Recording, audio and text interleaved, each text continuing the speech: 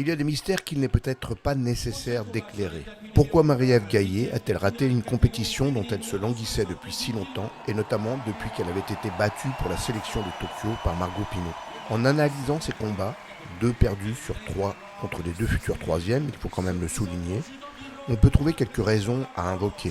Après avoir battu aux pénalités l'Israélienne Goshen, elle rencontrait en quart l'une des filles fortes du jour, l'Autrichienne Michaela Poleres, une gauchère qui s'accommode très bien de placer son bras au flanc de la grande droitière agressive qu'est notre championne du monde 2019 et d'attaquer à partir de cette position.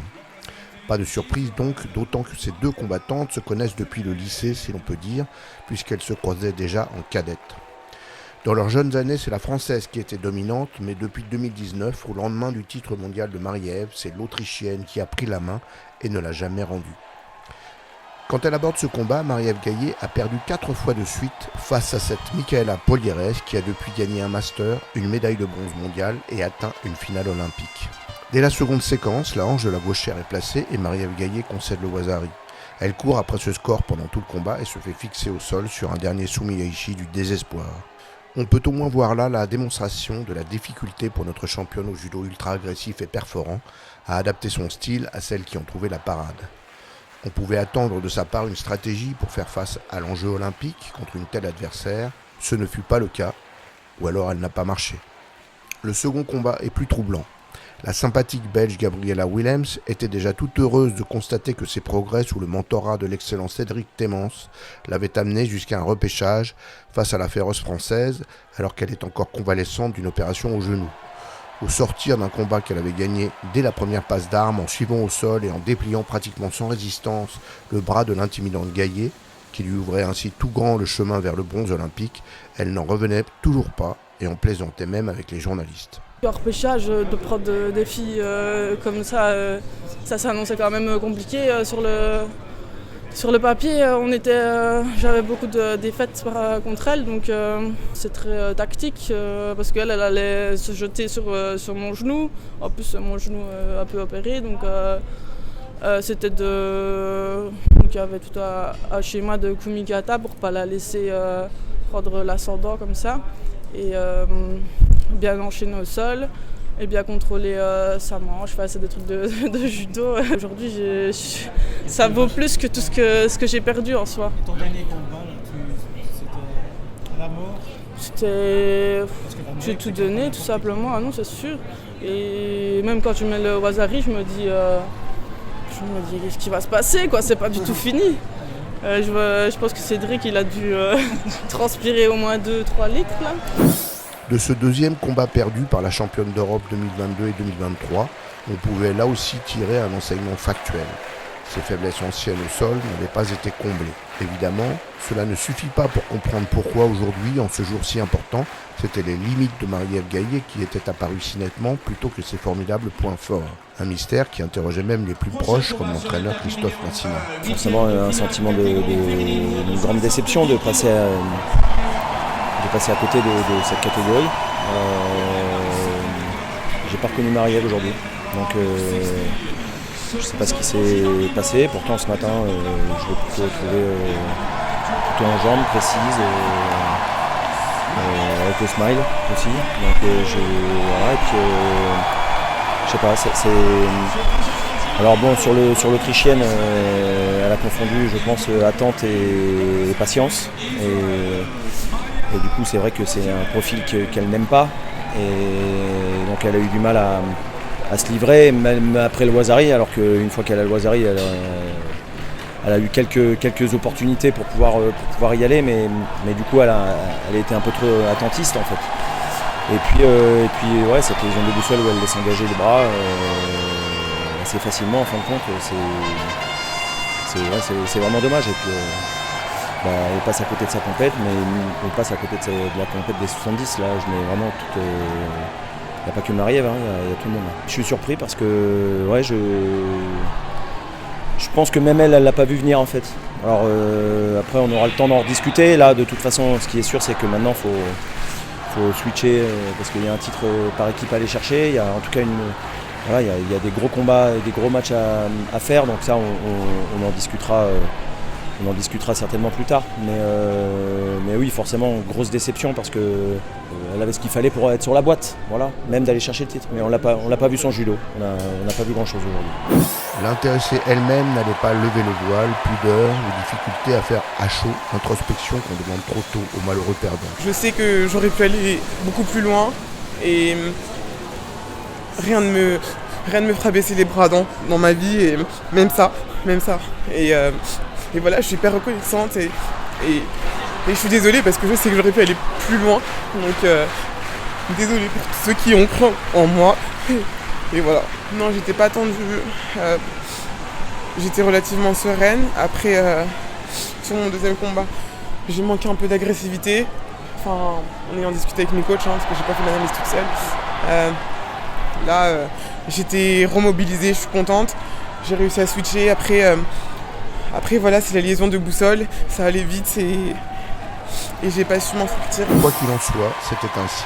La malheureuse Marie-Ève Gaillet était la première de cette si performante équipe de France à sortir sans médaille, illustrant plus clairement que les autres une tendance à l'essoufflement progressif des cadres les plus dominants de notre team féminine, qu'on avait déjà perçu dans les parcours d'Amandine Bouchard dimanche et Clarisse Agbenini lundi. Il reste heureusement 2 très grosses journées pour que ce groupe déjà multimédaillé fasse mieux encore sur le nombre et on l'espère tous sur la qualité du métal. Heureusement pour le public et la nation France Judo qui campe à l'Arena Champ de Mars depuis samedi, les garçons nous réservaient une nouvelle bonne surprise qui validait une nouvelle fois les choix de l'encadrement. MG était dans la place. Un diminutif heureux pour Maxime Gaël Ngayap Ambou, diminutif que nous allons tous apprendre à connaître pour les années à venir. Comme les autres avant lui, il était chaud bouillant, ce qui n'est pas suffisant pour la performance, on le sait bien, mais un préalable qui réjouit les supporters nombreux et donne envie de le voir s'élever à la hauteur de la volonté qu'il affiche. Comme Johan Benjamin Gaba 2 jours plus tôt, il arrivait dans cette arène avec une 38e place mondiale. À ce niveau, on ne parlait pas d'outsider, mais quasiment d'un intrus. Pourtant, on sentait que l'équipe faisait confiance, qu'il avait montré assez de bonnes choses à l'entraînement pour qu'on puisse croire en lui aujourd'hui. Et c'était maintenant qu'il fallait prouver. Son premier tour était significatif de ce qu'il allait donner toute la journée. Face au Tchèque Klammer, très son finaliste du Grand Chelem de Tashkent, il allait s'imposer avec une telle débauche d'énergie au Kumikata qu'il incitait l'arbitre à distribuer les 3 pénalités avant la fin du temps réglementaire. C'était enthousiasmant à voir et aussi un peu inquiétant. Cela sentait la tension et un peu de la raideur qui va avec, le sur-régime, en même temps que les tâches secondes. Presque trop d'odeur de poudre. Il allait falloir tenir et chaque adversaire à venir allait être plus coriace. Le second à se présenter face à notre pirate à l'abordage, un monstre qui nous avait totalement bluffé en explosant les derniers championnats d'Europe et en passant notamment sur le corps du champion olympique géorgien Bekaori, le jeune colosse d'Azerbaïdjan, Elian Agiev. Le combat était frontal. Agiev n'a qu'un mode combat, la puissance, au service de grandes techniques de judo. Il fait frémir les travées en arrachant plusieurs fois du sol le français sur son énorme Aragoshi et c'est alors MG qui riposte avec le mouvement décisif, son grand sumi-gaishi latéral qui marque le voisage. Le champion d'Europe en titre lâche ce qui lui reste et sa précipitation va le condamner. Il donne tous les watts pour un mouvement de hanche, le français décolle et oriente le mouvement en l'air pour contrer. L'arbitre et la table ne contestent pas cette jolie preuve de sensation judo, c'est le second voisage. MG est en quart et c'est déjà fou. Nouveau combat, autre paire de manches. C'est cette fois le grec Theodoros Tselidis qui s'avance et qu'on vient manger l'inexpérimenté français pour atteindre les demi-finales. Un grec, un colosse frisé qui tient plus du lutteur des vases antiques que du pâtre. Accompagné sur la chaise par Nikos Sigalis, l'entraîneur d'Ilias au temps des Jeux d'Athènes, il a atteint la 15e place mondiale et emporté le Grand Chelem de Tashkent cette année et 2 médailles en championnat d'Europe. Au tour précédent, il a sorti l'ancien champion du monde, le Serbe Majdov, un homme en forme, bien aidé, il est vrai, par l'arbitrage, qui sanctionne une nouvelle fois une action de faire lâcher sans parvenir à garder le contact, c'est la nouvelle tendance, provoquant une colère noire du numéro 2 mondial, champion d'Europe et vice-champion du monde. Le combat à la garde est étouffant encore une fois c'est le Français qui se montre décisif au début du Golden Score en empêchant Tselidis de descendre au sol sur une fausse attaque en kataguruma pour le jeter sur la tranche dans une courte rotation tout en énergie. Il y met la force et la conviction nécessaires pour convaincre l'arbitrage et c'est fait. La demi-finale est là.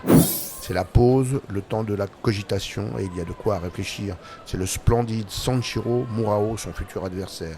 À 23 ans, le même âge que Maxime Gaël, mais déjà des podiums seniors à son actif quand il était cadet, 5 grands chelems, un master et une médaille mondiale dans ses bagages, le japonais est arrivé à son top et il se prépare à frapper les 3 coups. C'est le petit prince de cette équipe japonaise, un styliste d'exception comme on les aime au Japon et comme on les aime aussi ailleurs car ils doivent incarner l'idéal. Il est là pour être champion olympique, le premier grand titre d'une carrière qui doit tout emporter. Il est le favori du jour. Pendant tout le combat, le Français tente de monter à l'abordage, de contourner ce bras gauche ancré à son revers, de forcer la porte, de bousculer la posture. Il croise pour coller autant que possible cet amateur d'espace avec l'idée, on l'attend tous, de lui mettre une fois au bon moment un sumigaishi de braqueur. Il le tentera à mi-combat mais sans assez de grippe dans les mains pour l'entraîner. À chaque fois, le jeune maître des techniques de jambes en ken-ken trouvera la distance pour lancer et obliger MG à des réchappes vertigineuses. C'est sur un Kosotogari qu'il parvient à marquer le premier Wazari. Le second le sera sur une merveille d'enchaînement Uchimata Ouchi Ken-Ken. Il n'y a rien à dire et surtout pas le temps d'épiloguer. MG se presse vers la salle d'échauffement sans état d'âme. Toute cette succession de combats victorieux l'ont mené à cet instant précis où tout se joue. Dans quelques minutes, il montera sur le tapis pour emporter ou non une médaille olympique. Tout prend sens par une victoire, la défaite ramène tout ou presque à la condition d'immenses occasions manquées. La coupe de l'amertume ou le nectar des dieux. Son adversaire, accessible peut-être. Il s'agit de Rafael Macedo, un ancien champion du monde junior, désormais 11e mondial, un Brésilien qui s'est montré impressionnant toute la journée par son expression technique très judo et venait de sortir le Coréen en repêchage sur 2 Tayotoshi de démonstration. Il n'y a pas de plan B pour le combattant d'Anières, maître du rythme, dilapider de l'énergie sans craindre d'en manquer, s'imposer à la garde, aller en force au bout de son idée. Mais c'est plus facile à dire qu'à faire. Calme et droit, Macedo se montre récalcitrant à entrer dans ce narratif. Il descend sans se lasser, la main forte adverse et cherche la distance. Il est dangereux. Sur une attaque en Ouchigari du français, il contre en souplesse un retour de l'hirondelle qui manque de peu le Wazari. À mesure que le temps passe, il a plus d'espace pour bouger, pour danser autour d'une saisie croisée au revers qu'il affectionne manifestement pour préparer des saudés inversés qu'on devine effrayants.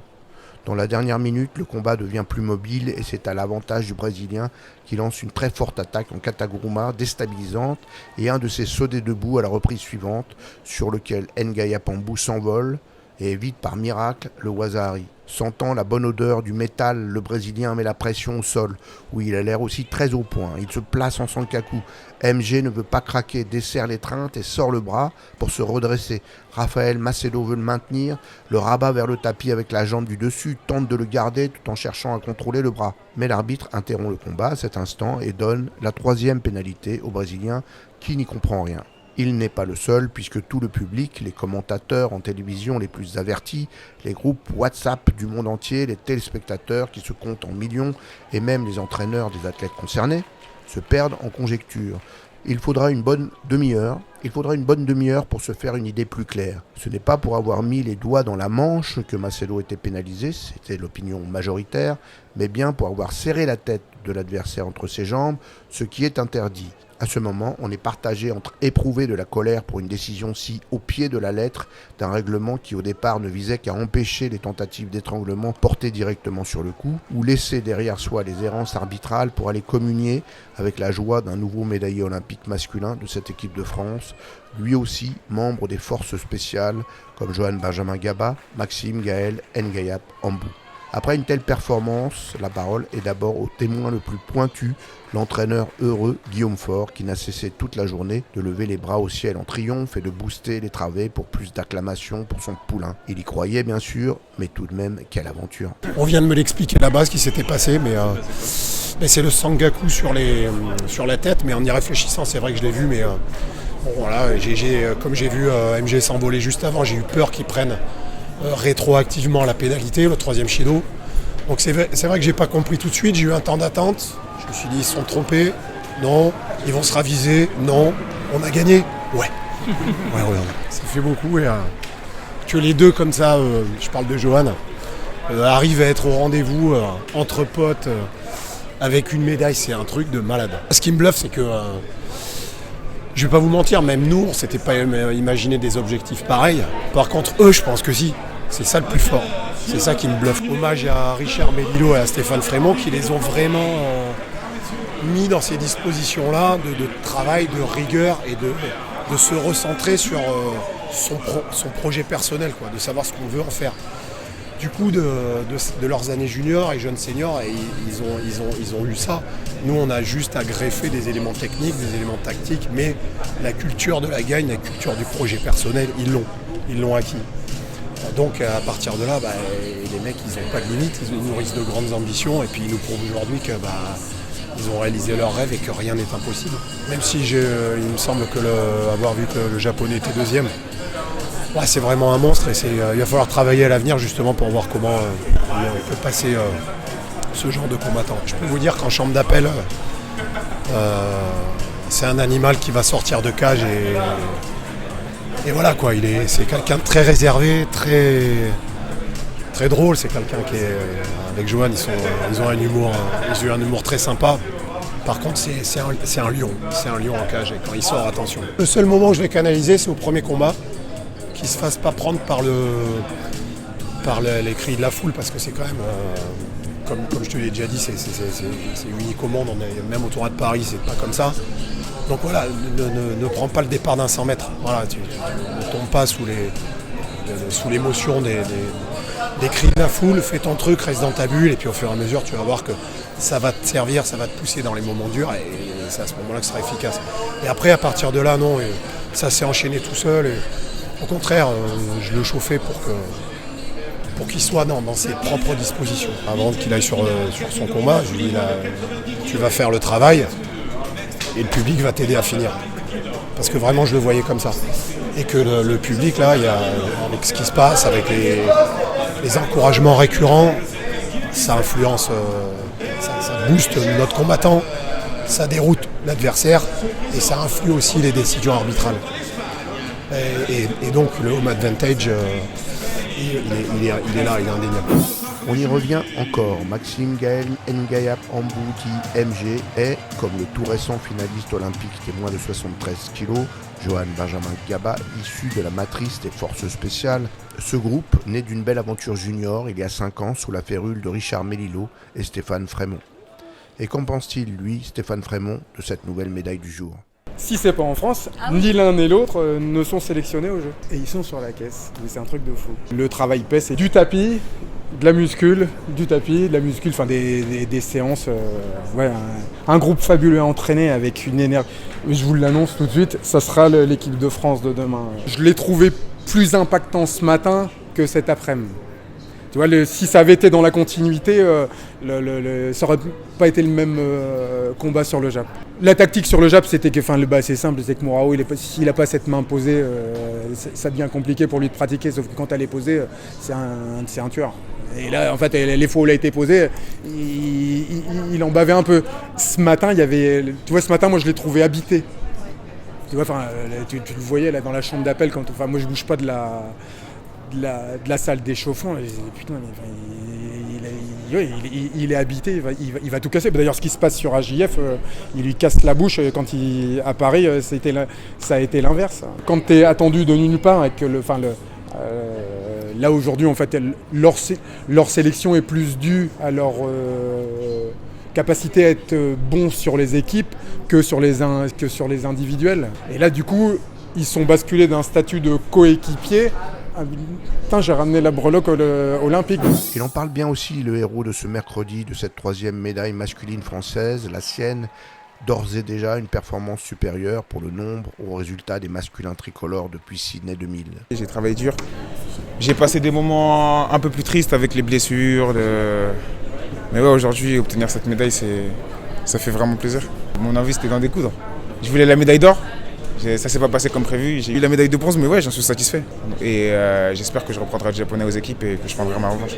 Cette détermination, je sais pas, depuis que je suis petit, je suis un compétiteur. J'ai toujours cette envie de gagner.